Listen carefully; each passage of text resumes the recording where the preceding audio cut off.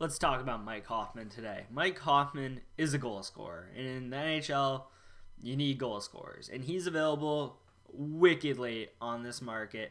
And his options are fairly limited on where he can go because of the team's cap issues. You know, they're locked into players already. So when going through the teams that make sense to get Mike Hoffman, it's hard to find ones that make sense from a fit where Mike Hoffman probably wants to win, probably wants to be in the top six, probably wants first power play time, can win and have the cap space, or can create the cap space.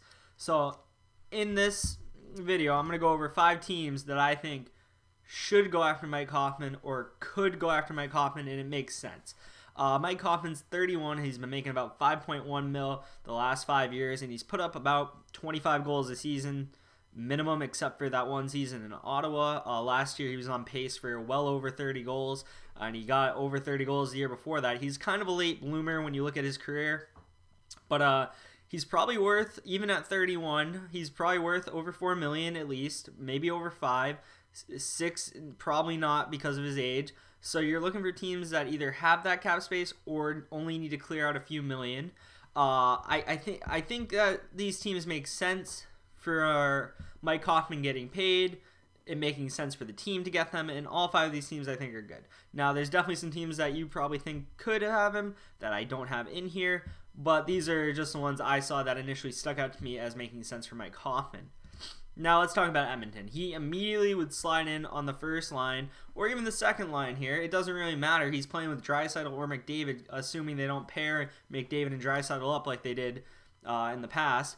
And he's going to be playing with a world-class center, and he's going to get a ton of goals. It makes all the sense in the world from on the ice perspective. Off the ice, Edmonton would have to clear some space. They don't have a lot. This can be done by getting rid of the Neal contract. Easier said than done. Getting rid of the Koskinen contract. That one is a little bit tricky too. Chris Russell, he's making $4 million this year, but then only $1.2 million the next year. I think you could get out of that one a little easier than the other two. And then you got Alex Chase who's on a $2 million for only the next year. So there's contracts that can either be bought out or moved to make space for Mike Hoffman, which I think it makes sense to do that for Mike Hoffman. You got McDavid, you got Draisaitl. You need to put some bona fide wingers around there. I don't think it would kill them in the books either to make some moves for Mike Hoffman, who would definitely solidify the top 6 for Edmonton. Moving on to the next team, you got the Chicago Blackhawks. Now, some people might think this team's like not a contender, and they're not currently, but there's some players here. There's some depth here. And I believe they're a little bit closer than some people would give credit to. And I think playing with Pat Kane or John Taves could be a sell for Mike Hoffman. Mike Hoffman, I believe, slides into the first power play unit. I believe you can make a case he slides into the first line here, but I think you'd rather have him take Pius Suter's spot and have him play with Kirby Dach and Patrick Kane. And if you're playing with a winger like Patrick Kane, you are going to get some goals. And Kirby Dach is a rising center in this league. It makes sense for him to go there and play there. Right now, the Blackhawks have $5 million cap space. They do have to sign restricted free agent Dylan Strome, so that's a little bit of a hurdle considering he had a decent year last year. But the Zach Smith and Matthias Janmark deals are both movable. Those would free up 3.2 or 2.2 respectively there. They can make the moves here. They have the ability. It would be a little tighter than some other situations, but they have the ability, and the fit makes all the sense in the world for Mike Hoffman. We then move on to the third team. This is the front runner, in my opinion. And this is the St. Louis Blues. Won the Cup 2 years ago. Alex Steen just retired, which means they go from being $1 million over the cap to $4 million under the cap, which I believe you can sell Mike Hoffman on coming to St. Louis for $4 million a year. It's a great team. They're going to be in the playoffs. They're going to be probably top 2 in their division. And, you know, if I'm Mike Hoffman, I can score goals. I can score goals in big games, hopefully, and I can be a benefit to this Blues team. And they should want him, and he should want them. It's really a match made in heaven. And the Steen retirement is a blessing to the Blues because his best years are behind him, and Mike Hoffman could just slide right into his spot, probably on that second line with O'Reilly and Perron, or if you want to put him on the first line with Shen and Thomas. It doesn't matter. He's going to bang in some goals for the Blues if he goes there. Cap wise, they had no space, but they can move the Bozak deal if they wanted to. It's only 1 year. He's a decent center, so if they really had to move some space, Bozak is movable.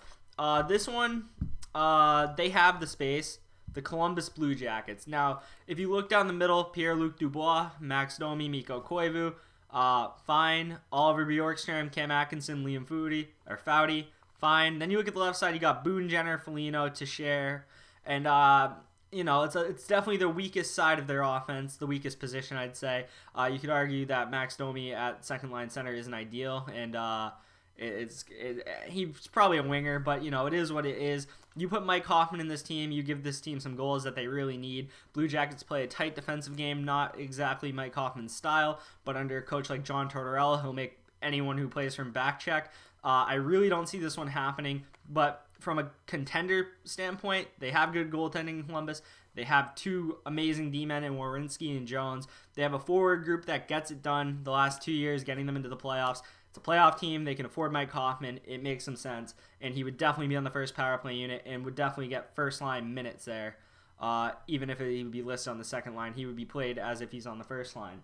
And the last team that I consider is my Boston Bruins. I don't think this is likely, but it would make sense for Mike Hoffman to want to play here, and it would make sense for us to want him to have here. I just don't see the Bruins moving the pieces they would need to move to get him there. The Bruins have $3 million in space, which I think is a little shy of what you need for a Mike Hoffman.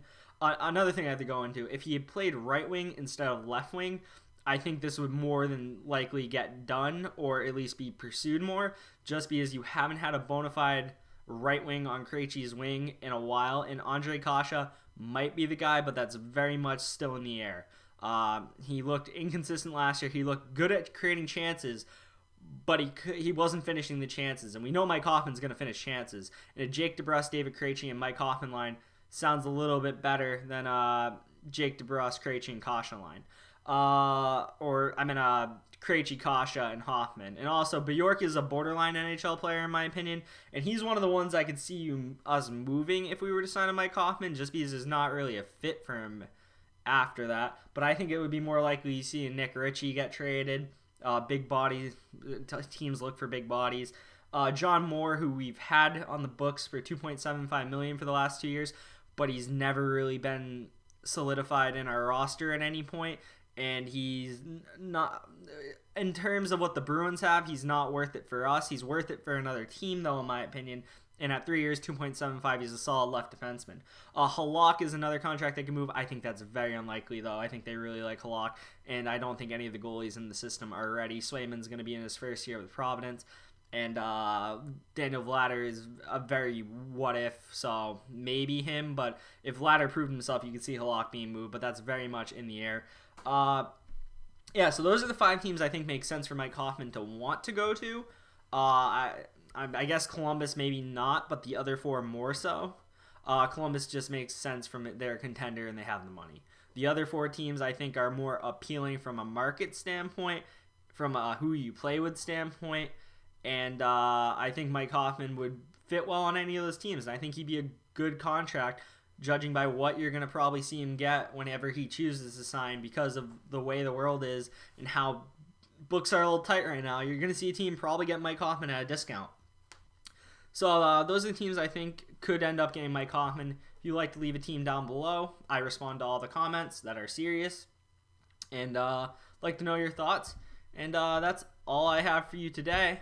Who will we see Mike Hoffman play for this year? If you like the video, hit the thumbs up button. If you like my channel, hit the subscribe button. Follow me on Twitter @PatSylviaNHL, and I will see you in the next video.